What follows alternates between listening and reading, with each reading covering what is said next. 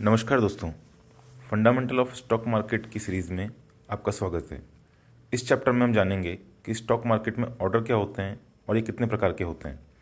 Share market में order से मतलब आपके द्वारा अपने ब्रोकर को उसके प्लेटफॉर्म पे कोई भी शेयर को बाय और सेल करने के लिए दिए गए ऑर्डर से है, जो ब्रोकर के थ्रू NSE और BSE तक जाता है और एग्जीक्यूट होता है। आइए अब हम ऑर्डर के प्रकार के बारे में डिस्कस कर लेते हैं, जिसमें सबसे पहले है मार्केट ऑर्डर। मार्केट ऑर्डर से मतलब प्रेजेंट में मार्केट में शेयर की जो भी प्राइस चल रही है उसमें उस शेयर को खरीदने से है। मार्केट ऑर्डर टाइम सेंसिटिव होता है, जिसमें टाइम की इंपॉर्टेंस ज़्यादा होती है। जैसे मान लो एक कंपनी का शेयर अभी 100 रुपये की प्राइस पे चल रहा है और मुझे तुरंत अगर इसे खरीदना है तो मुझे मार्केट ऑर्डर प्लेस करना होगा। नो मैटर प्राइस 100 से ऊपर कितने पे भी मिले। इसका नुकसान कभी कभी यह होता है कि हमने मान लो 100 रुपये मार्केट ऑर्डर देख कर बाय किया, लेकिन एग्जीक्यूट होते होते इसका प्राइस 101 पर चला गया, तो हमें शेयर 1 रुपये महंगा मिलेगा। अब बात कर लेते हैं लिमिट ऑर्डर की।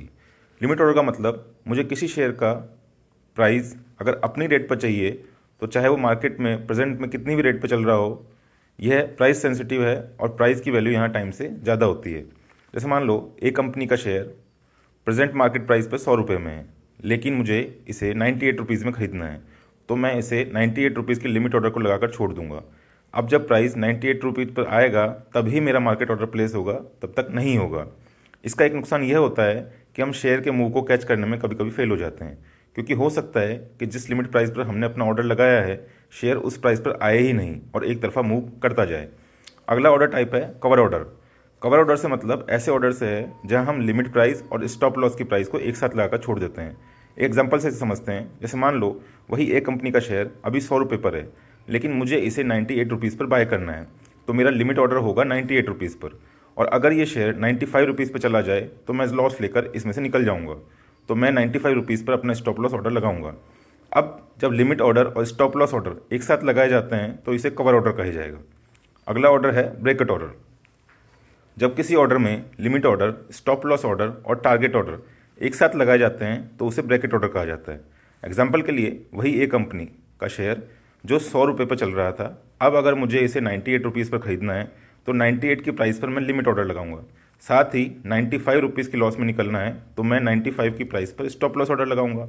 और इसके साथ ही अगर 110 रुपये की प्राइस पर प्रॉफिट में मुझे निकलना है तो मैं 110 रुपये पर टारगेट ऑर्डर लगाऊंगा। ब्रैकेट ऑर्डर और कवर्ड ऑर्डर में फ़र्क सिर्फ इतना है कि टारगेट ऑर्डर ब्रैकेट ऑर्डर के साथ में लगाए जाते हैं, जबकि कवर ऑर्डर में टारगेट को हमको मैनुअली बुक करना होता है। इन सब के अलावा आपने इंट्राडे या डिलीवरी के बारे में, जैसे MIS और CNC यानी मार्जिनल इंट्राडे स्क्वायर ऑफ, और CNC का मतलब है कैश एंड कैरी के बारे में तो सुना ही होगा। इसमें इंट्राडे या MIS का सीधा सा मतलब यह है जब किसी शेयर को हम सेम डे लेकर और सेम डे ही बेच देते हैं। जैसे इंडियन मार्केट टाइमिंग के हिसाब से जब सुबह 9:15 से लेकर 3:30 बजे के बीच में अगर किसी शेयर को लेकर और बेच दिया जाए तो उसे इंट्राडे ऑर्डर या MIS ऑर्डर कहा जाता है।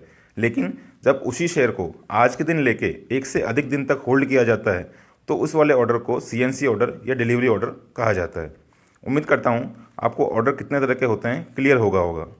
वीडियो पसंद आया हो तो कृपया इसे लाइक और शेयर करें। तो चलिए मिलते हैं फिर अगले वीडियो में, तब तक के लिए धन्यवाद।